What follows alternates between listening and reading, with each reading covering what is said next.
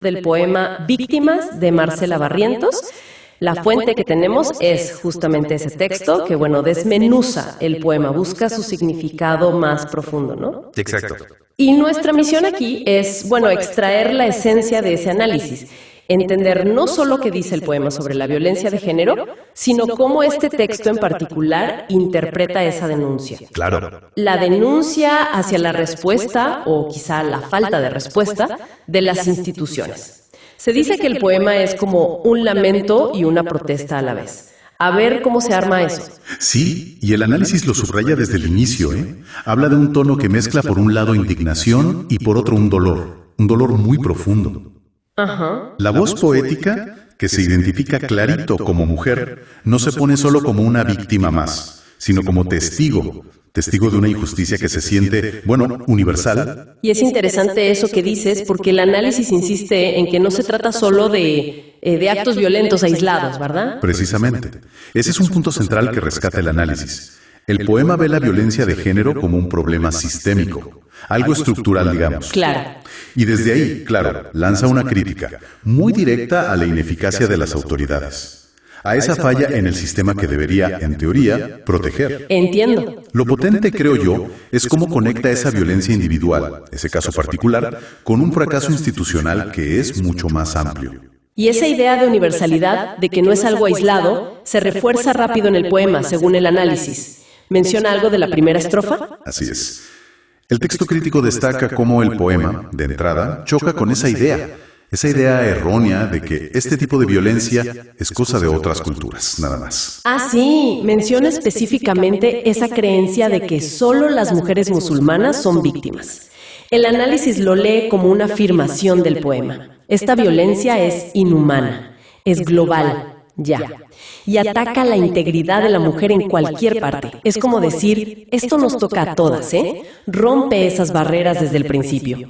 Y después, el análisis se fija mucho en una pregunta clave en la segunda estrofa. Sí, una pregunta retórica que es, casi el corazón de la denuncia a las instituciones. Dice, la vida de la mujer vale tan poco que las autoridades actúan solo en caso de muerte.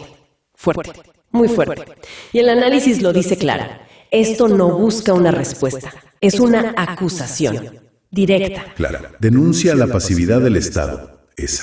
Esa tendencia a reaccionar, y a veces ni eso, solo cuando ya es tarde, cuando la tragedia ya pasó. Ajá. Y también apunta a esa actitud de evadir la responsabilidad más profunda, lo que el poema llama escapándose por las ramas. Plantea esa tensión, ¿no?, entre la prevención, que parece que no existe, y una reacción que llega tarde y mal. Exacto. Y esta crítica se pone todavía más cruda, según el análisis, hacia el final del poema, en las últimas estrofas. Totalmente.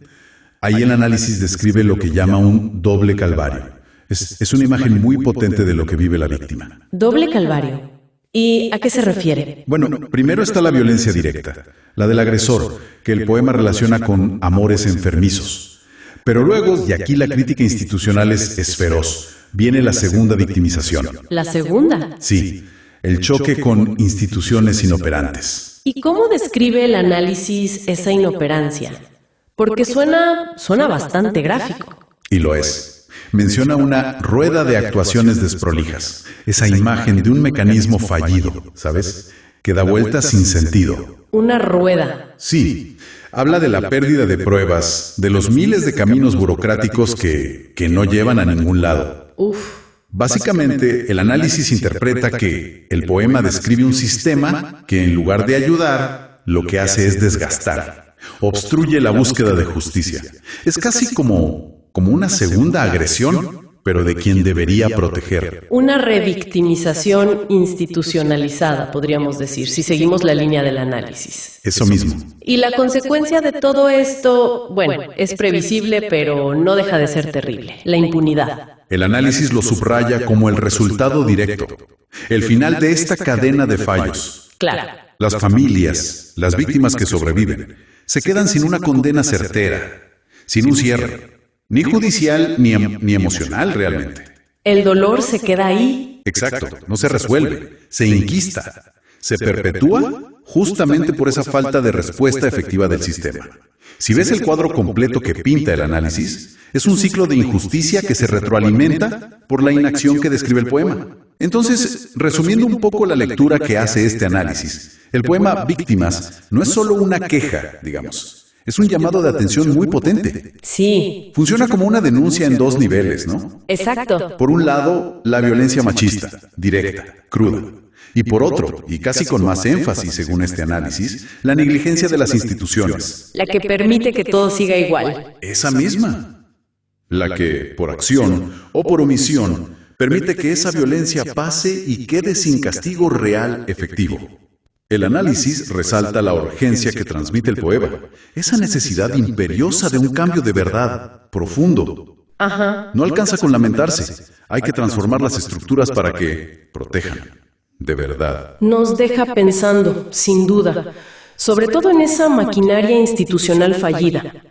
Y para reflexionar, basándonos en cómo el análisis describe esa rueda de acciones desprolijas. Sí. Si tuviéramos que empezar a reparar esa rueda para intentar romper ese ciclo de revictimización que denuncia el poema según esta lectura, ¿cuál sería quizás el primer engranaje que necesitaría un arreglo urgente?